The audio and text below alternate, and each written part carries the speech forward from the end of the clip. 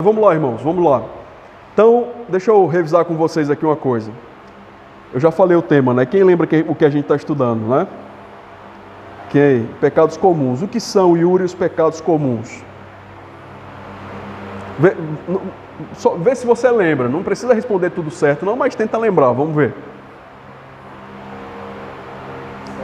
Para mim, pecados comuns são os pecados que mais acontecem ou os pecados que nós cometemos e passam despercebidos. Ok, excelente, excelente, Yuri, é isso aí. Então, a definição foi muito boa. É o pecado que a gente mais comete, normalmente aí na igreja, né? Normalmente na igreja. Notem, irmãos, que a gente perguntou na aula passada, no culto passado, no estudo passado, quem de vocês achava qual era o pecado comum? Então vocês fizeram uma lista, né? Falei, irmãos, façam uma lista aí na mente de vocês e me digam aí qual é o pecado mais grave, né? Quais são os pecados comuns e qual o pecado que você acha mais grave? Aí vocês falaram, até o Yuri falou roubar, né? A irmã Fabrício falou assassinar, roubar, matar, né?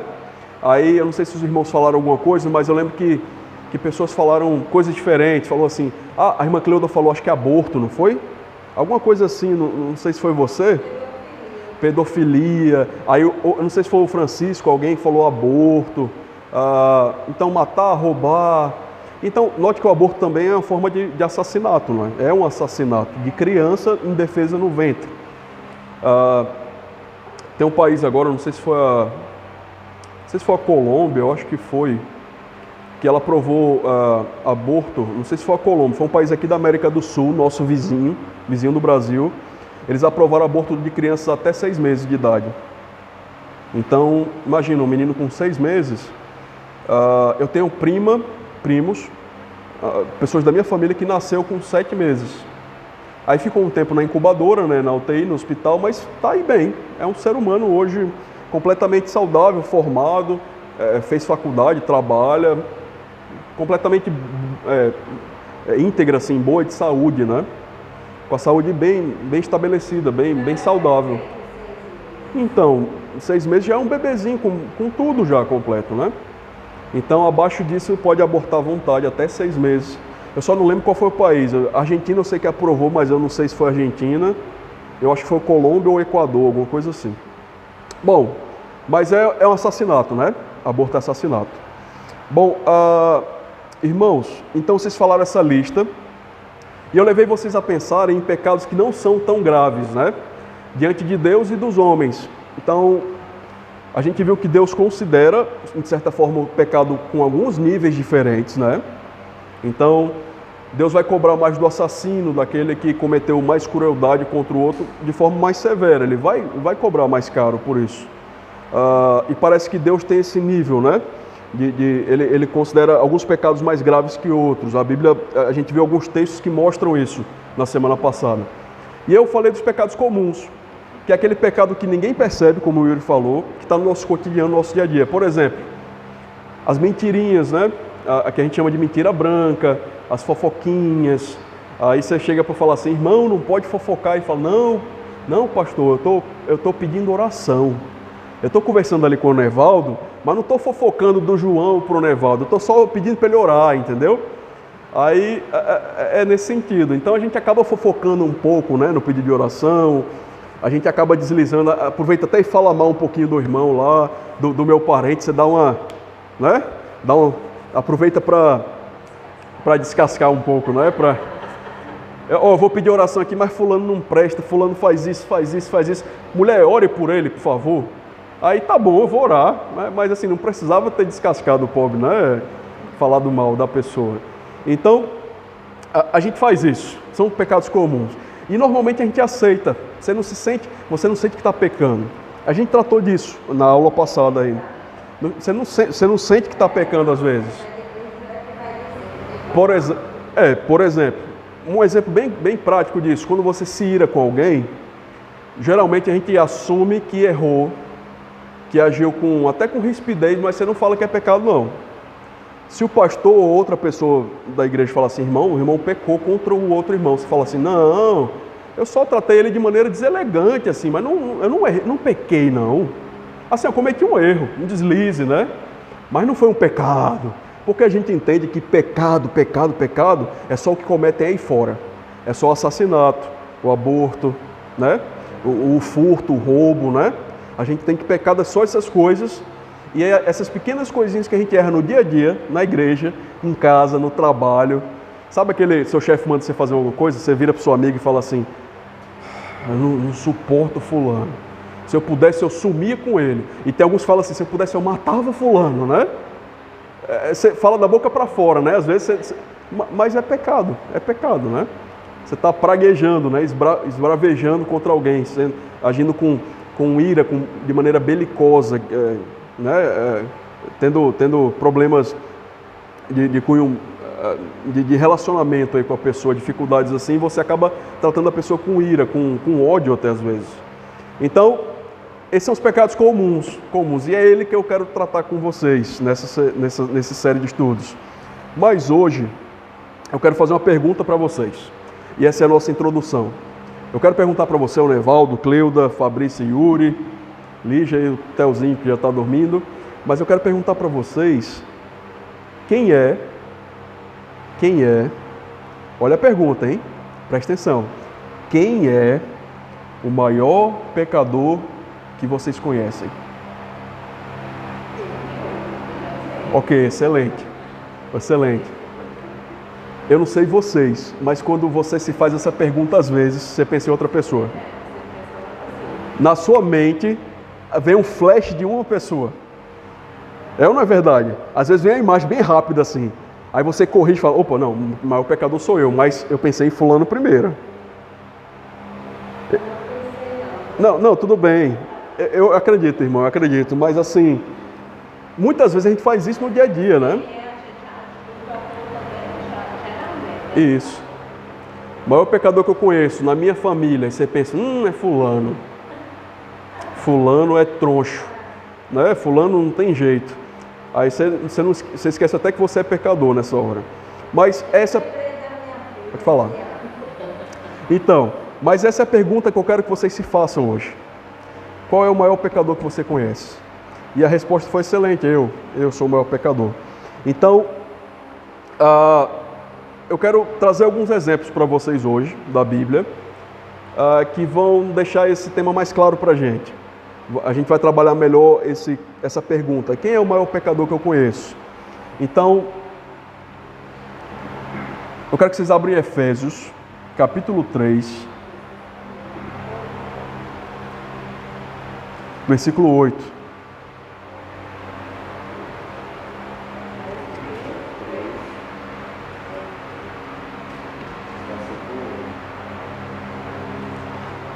Bota uma cadeira daquela lá atrás para a Lígia, por favor, Yuri.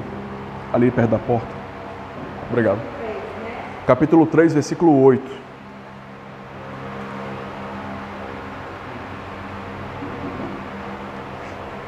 Obrigado, Yuri. Obrigado. 3:8. Olha, quem escreveu essa carta é Paulo. Olha o que Paulo vai falar sobre ele. Paulo está falando dele mesmo. Vamos ler. Efésios 3, capítulo 3, versículo 8. A mim, o menor de todos os santos, me foi dada esta graça de pregar aos gentios o evangelho das insondáveis riquezas de Deus. Notem, irmãos, que em primeiro lugar, Paulo considera ele mesmo como o quê? O menor de todos os santos. Então, já que vocês responderam no início que o maior pecador que eu conheço sou eu mesmo, eu quero levar vocês a pensar na vida de Paulo um pouco e a gente vai ver algumas coisas sobre ele. Então, note que em primeiro lugar, ele se considerava o menor de todos os santos. Quem são os santos que Paulo está falando aqui? Os crentes. Nós não somos santos quando nós nos convertemos. Deus não nos faz santos posicionalmente. Nós somos declarados, considerados santos por Deus. E nós vivemos num processo que nós chamamos de santidade. Então isso é progressivo, ou seja, melhora dia a cada dia. Eu sou um pouquinho melhor hoje, amanhã eu vou ser um pouquinho mais santo, amanhã eu vou ser um pouquinho mais santo, até ficar o mais parecido com Cristo. Então esse é o objetivo de Deus para nossas vidas, fazer-nos mais parecidos com Cristo, sermos mais santos. Isso é cada dia que você vai passando de crente, evoluindo, você vai subindo a escada da fé, vai subindo e vai amadurecendo. Vai... Exatamente. Você começa aqui, novo convertido, menos santo. Você vai ficando experiente, aprendendo mais a palavra de Deus, tendo mais comunhão com os irmãos. Aí você sobe. Aprende mais da Bíblia cada dia mais. Você lê mais a Bíblia, medita na palavra de Deus de dia e de noite, na lei de Deus. Você fica mais santo, mais parecido com Cristo.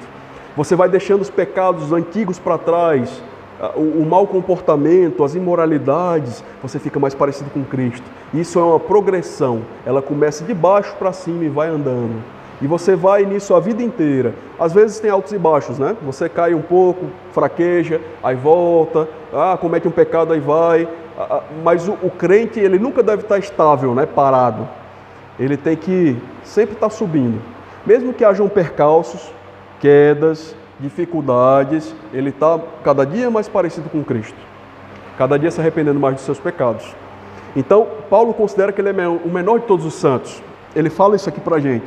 E aqui tem duas ideias, irmãos, básicas. A primeira delas é que eu sou o menor dos santos. Isso quer dizer o quê? Se eu sou o menor dos santos, os meus irmãos são maiores do que eu. Eu sou o menor dos santos. Então eu tenho que considerar os meus irmãos maiores do que eu. Maiores do que eu. Isso é um exemplo de humildade. Isso é um exemplo de serviço. Sabe o crente da igreja que não quer servir? Talvez ele não entendeu isso. Que ele é servo, sede servos uns dos outros em amor. Em Cristo também, está certo, mas a palavra lá no versículo é em amor que ele fala. Então, nós temos que servir. Cristo veio para servir, Marcos 10, 45, e dar a vida em favor de muitos. Então, o Rei dos Reis, o Filho de Deus, o Nevaldo, o Filho escolhido de Deus, unigênito, o Filho de Deus, o nosso Senhor e Salvador, a segunda pessoa da Trindade, que também é Deus, Jesus, ele desceu, se fez homem, assumiu a forma humana para fazer o quê por nós? Para nos servir, dando a vida em nosso favor. Então, por que eu não posso servir o meu irmão na igreja? Por que eu não posso limpar um chão da igreja para o culto? Por que eu não posso visitar um irmão doente? Eu apontei para cá, Fabrício, mas não foi querendo dizer não, tá bom? Não foi não. Mas entende o que eu estou falando? Então eu tenho que servir os irmãos.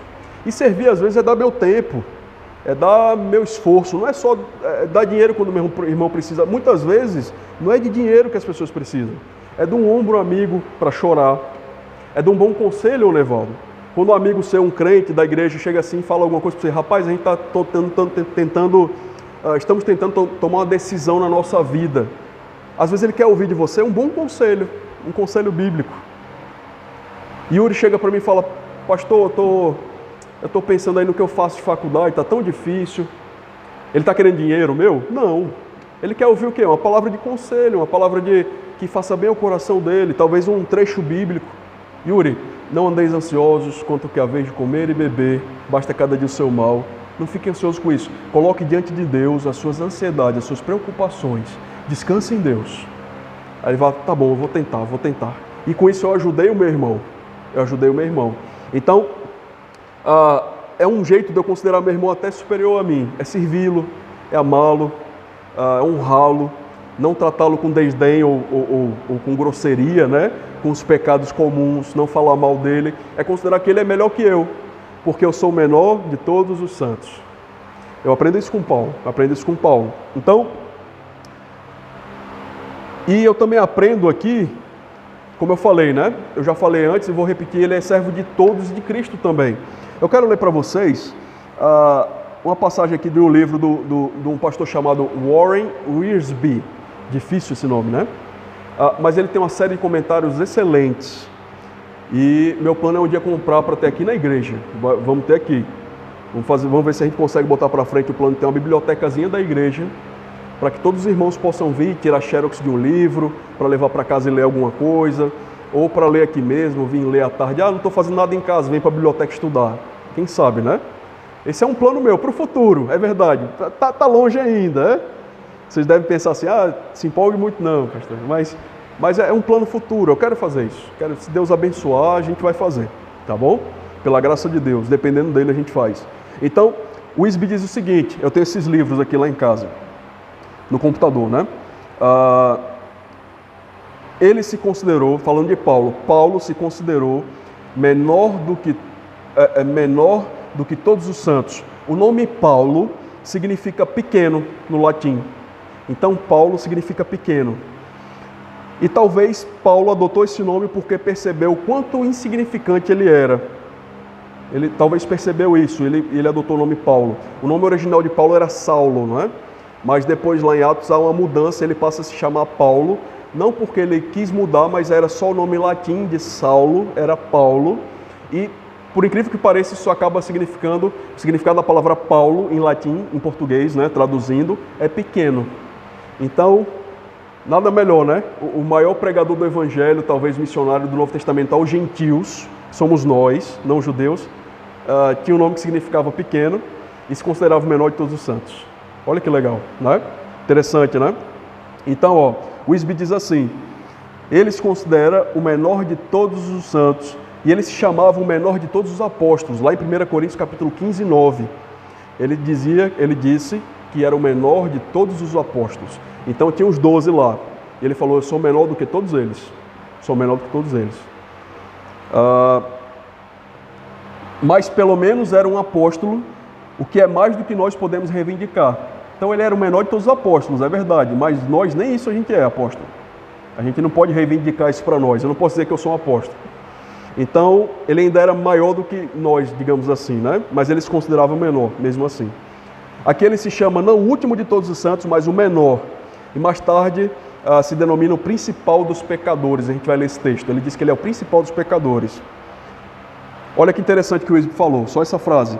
Compreender as profundas verdades da palavra de Deus não dá a um homem uma grande cabeça, uma cabeça inchada de conhecimento, mas dá ao homem um coração quebrantado e contrito, arrependido.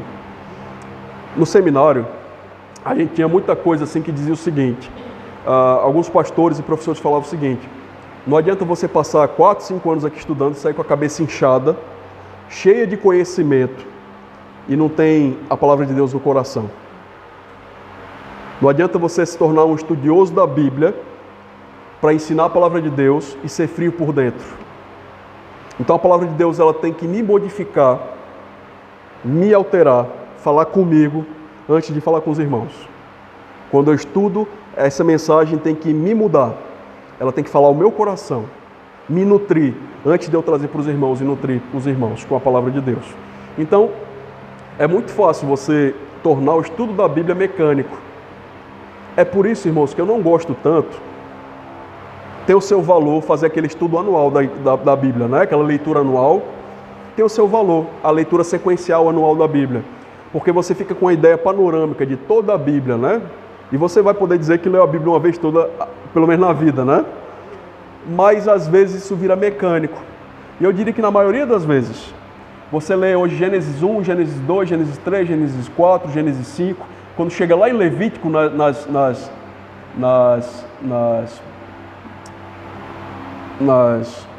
esqueci o nome agora. Genealogia, obrigado, irmã. Nas genealogias, nos nomes e tal, você já não está mais nem aí, né? Você, não, aí você lê bem rapidinho. A organização do povo de Deus.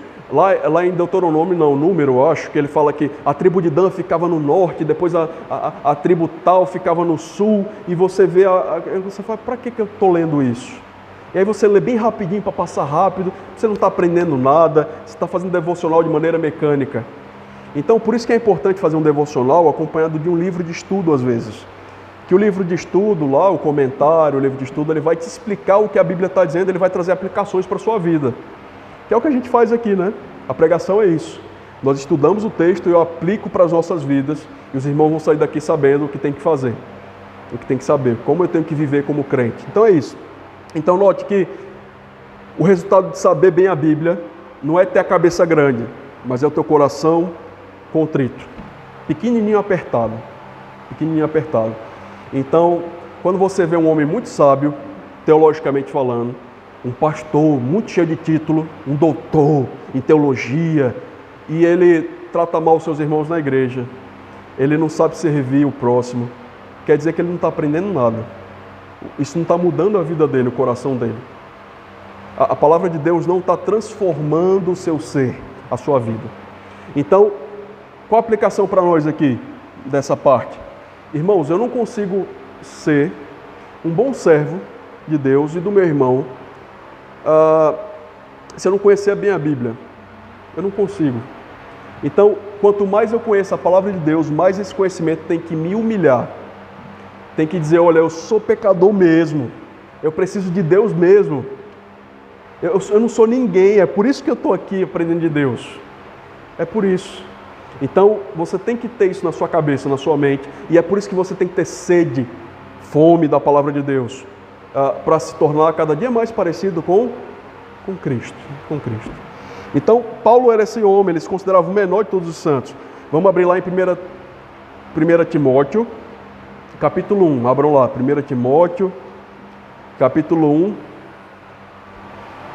E aqui a gente está caminhando para o final já. 1 Timóteo 1, 13 a 15, versículo 13 a 15.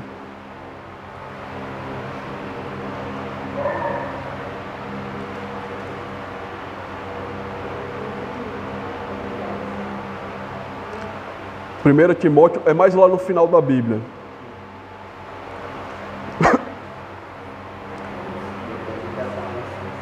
Aí, ó, 1 Timóteo 3,15, né? Então você tem aí 1ª e 2ª Tessalonicenses, depois de Tessalonicenses vem 1ª e 2ª Timóteo, lá mais pro final. Não, desculpa, 1,13.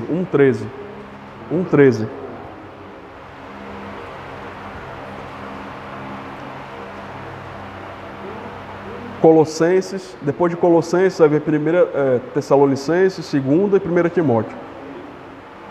1 Timóteo. Bom, 1 Timóteo 1,13 é isso, 13 ao 15. Eu vou ler para vocês, tá? Olha, Paulo está falando de quem aqui? Dele mesmo. Paulo continua falando dele, mas só que em outra carta. Ó, a mim, que noutro tempo, ou seja, no passado, Paulo está falando do seu passado. O que Paulo era? Era blasfemo, perseguidor, insolente, mas obtive a misericórdia, pois o fiz na ignorância, na incredulidade. Então ele está dizendo, olha, eu, Paulo, no passado, eu era blasfemo, eu blasfemava contra Deus, eu maldizia o nome de Cristo, da igreja, do próprio Deus, eu não sabia o que eu fazia, eu era perseguidor da igreja. Lembra que Paulo perseguia os crentes? Ele foi para Damasco, ele queria ir para fazer o quê? Para prender os crentes em Damasco e trazê-los presos a Jerusalém. E aí foi quando Cristo o encontra, lá em Atos 9, e transforma a vida de Paulo. Então ele era perseguidor da igreja. Ele prendia homens, mulheres, todos os crentes que ele encontrasse. Ele consentiu com a morte de Estevão, que foi o primeiro mártir apedrejado lá em Atos. Paulo estava lá vendo. Paulo estava vendo e concordando com a morte dele. Então Paulo era esse homem cruel. Ele fala, eu era blasfemo e perseguidor, insolente. Eu era isso. Mas Deus teve misericórdia, né? Mas obtive a misericórdia. Versículo 14. Transbordou, porém, a graça de nosso Senhor com a fé e o amor que há em Jesus Cristo, ou Cristo Jesus. E ele fala, versículo 15, né? Fiel é a palavra digna de toda aceitação, que Cristo veio ao mundo para salvar pecadores, dos quais eu sou o quê?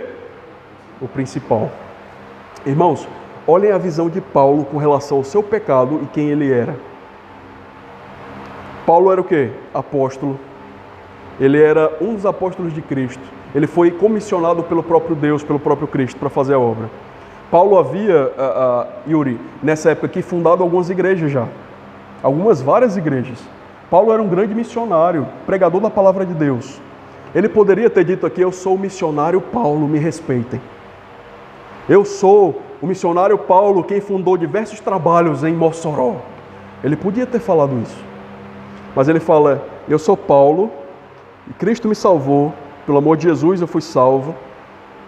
Ele veio salvar pecadores, dos quais eu sou o principal.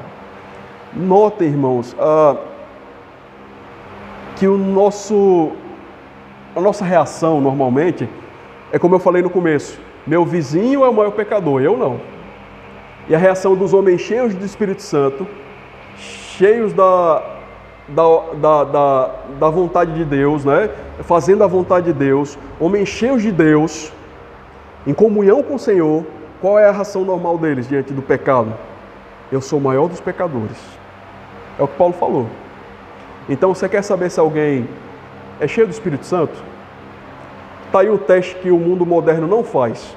Os evangélicos hoje em dia não fazem. Se você é cheio do Espírito Santo aí fora, para o mundo evangélico, você é o quê?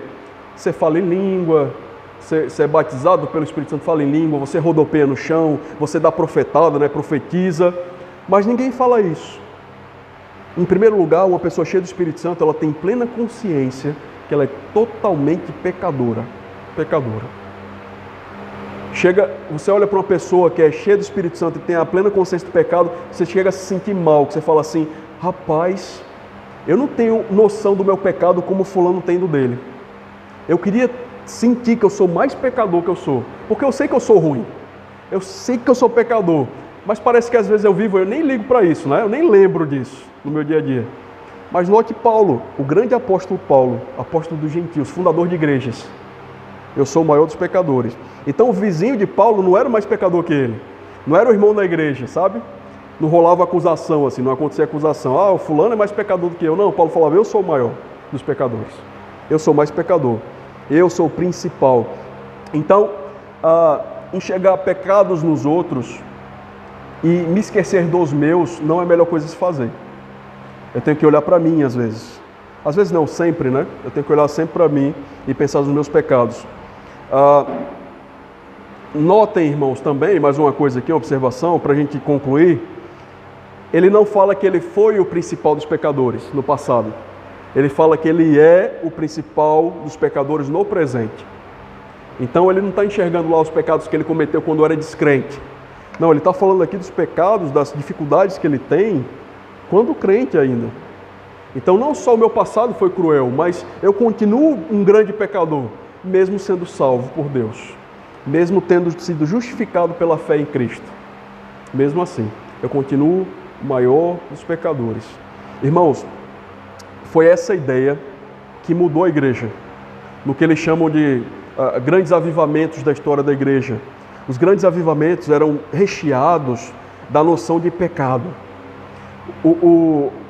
Os puritanos, os pregadores puritanos, eram pregadores dos séculos passados, de um século determinado aqui, mas não importa para nós muita questão histórica agora, mas eles pregavam sobre pecado, eram homens que tinham a pregação pura.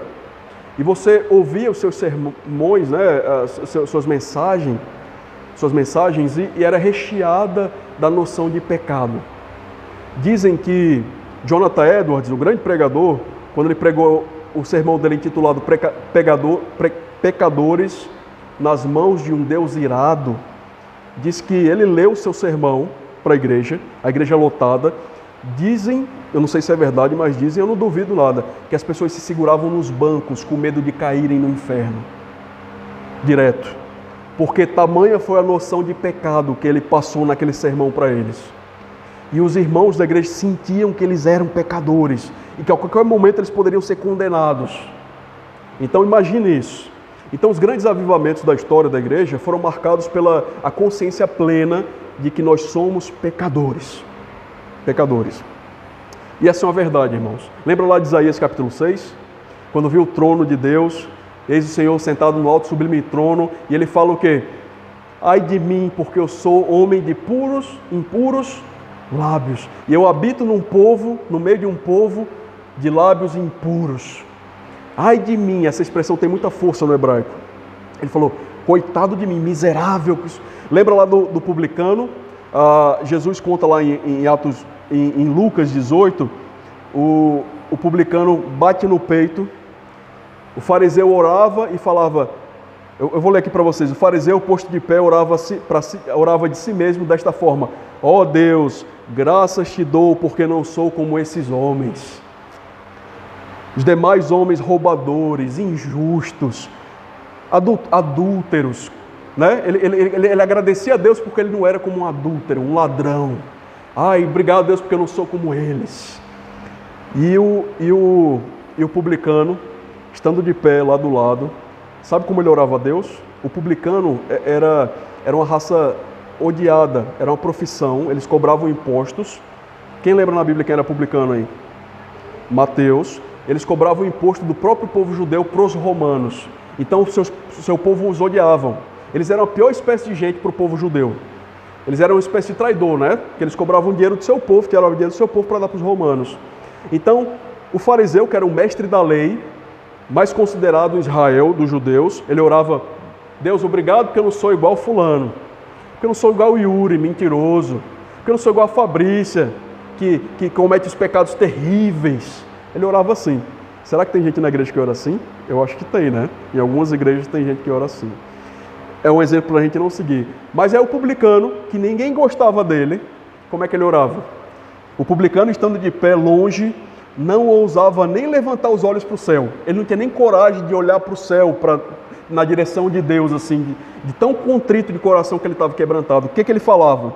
Mas ele batia no peito e dizia: ó Deus, sê propício de mim, pecador. Deus, tem misericórdia de mim. Olha que bonito. O que esse homem tinha que nós não temos? A plena noção de pecado. De pecado. É bater no peito e falar: meu Deus, me perdoa, Deus, porque eu sou pecador. Eu pequei contra ti, eu peco contra ti somente, eu faço o que é mal perante seus olhos.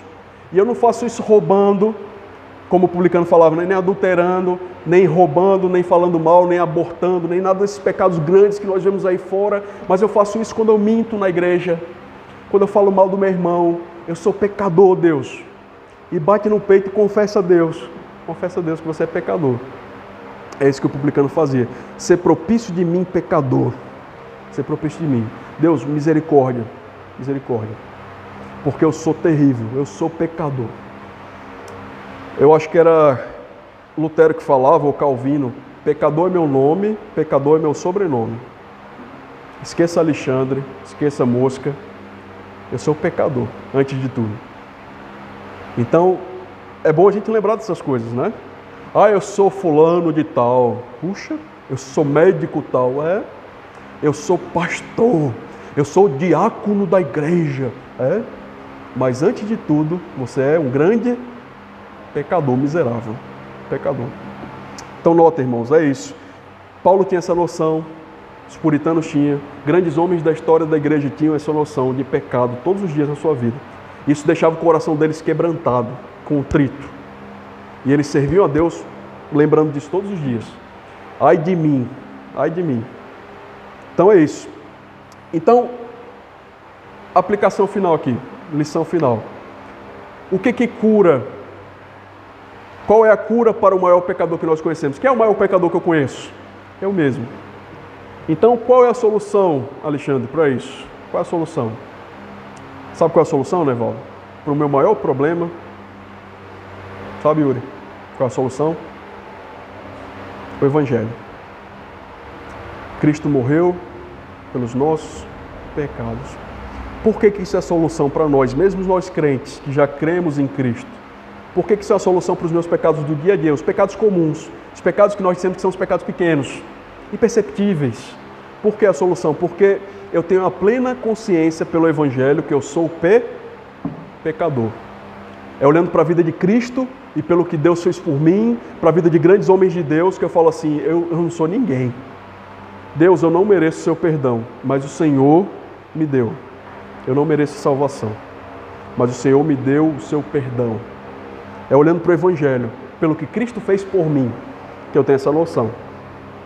Porque o Evangelho também é a cura para esse problema. Qual é a maior cura para o maior pecador que eu conheço? Como o Evangelho pode me curar? Eu que sou o maior pecador. Como? Ele me ajuda a reconhecer que eu fui perdoado também. Que embora eu seja um pecador e cometa pecado todos os dias, eu fui perdoado pelos pecados que eu cometi no passado, que eu cometo hoje e que eu vou cometer no futuro. Cristo morreu por todos eles e pagou todos eles na cruz. Nenhum vai faltar. Deus não vai falar um dia assim: opa, esse aqui Cristo não pagou não. Você está condenado. Não. Se você creu em Cristo, se você foi um justificado, declarado justo por Deus pela fé em Cristo, que Ele morreu pelos seus pecados e ressuscitou, todos os seus pecados foram pagos, passados, presentes e futuros. Você está declarado, lembra da pregação domingo? O justo juiz já bateu o martelo e declarou que nós somos justos, santos. Está resolvido. Você tem acesso ao céu. A salvação não depende de você.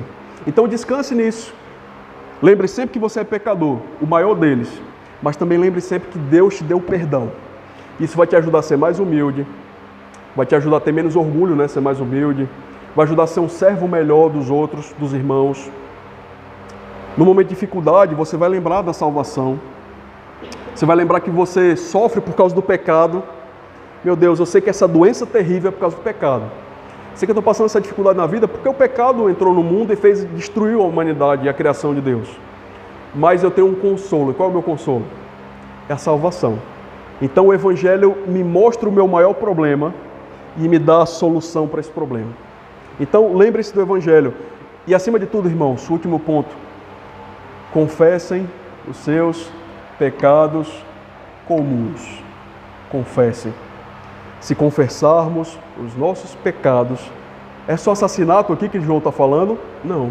É a mentirinha, é a invejinha, é o mau humor, é a ira, é a falta de oração, é a falta de intimidade com Deus, a falta de vontade de vir para o culto. Confesse o pecado a Deus. Deus, eu não estou com vontade de ir para a igreja. Deus, eu não tenho vontade de orar, de ler a Bíblia. Meu Deus, me ajuda, Deus, porque eu sei que eu sou pecador. E aí você entra com a noção do Evangelho. Eu sei que eu sou fraco, pequeno, falho, pecador. Pecador é meu nome, pecador é meu sobrenome. Mas o Senhor pode mudar o meu coração. O Senhor pode me dar forças para fazer essas coisas. Então, me ajuda, Deus. E se humilha diante de Deus. Se humilha. Confesse, se confessarmos os vossos pecados, Ele é fiel e justo para nos perdoar e nos purificar de toda a injustiça. Vamos orar? Meu Deus, obrigado porque o Senhor é bom. Obrigado, Deus, porque o Senhor enviou seu Filho para morrer na cruz pelos nossos pecados. Deus, eu te peço, Senhor, que o Senhor encha-nos com a noção, encha a tua igreja aqui, Deus, com a noção de que nós somos pecadores. Deus, que não haja pecados aqui ocultos, Deus, pecados pequenos, imoralidade, pornografia, maledicência, fofocas. Deus, nos limpa, Deus, nos purifica desse pecado e nos ajuda a nos livrar deles. Obrigado porque o Senhor já pagou esses pecados em Cristo na cruz por nós. Deus, nós te louvamos porque ai de nós se não fosse o Senhor, ai de nós. Nós te louvamos porque o Senhor é bondoso, misericordioso e gracioso conosco. Mesmo sem nós merecermos, o Senhor nos salvou e por meio de Cristo as nossas dívidas foram quitadas. E agora nós somos justos, declarados justos pelo Senhor e nós temos acesso ao céu. Deus, obrigado pela salvação. Obrigado porque o Senhor nos enche com a Tua Palavra e nos dá, Deus, a noção de pecado e que o pecado é ofensivo contra o Senhor. É quebrar a lei do Senhor, é desagradar o Senhor. Então nos ajuda a superar os pecados, Deus, e que nós possamos agradá-lo a cada dia com o nosso caminhar, com as nossas vidas. Nos ajuda. Em nome de Jesus, nós oramos. Amém.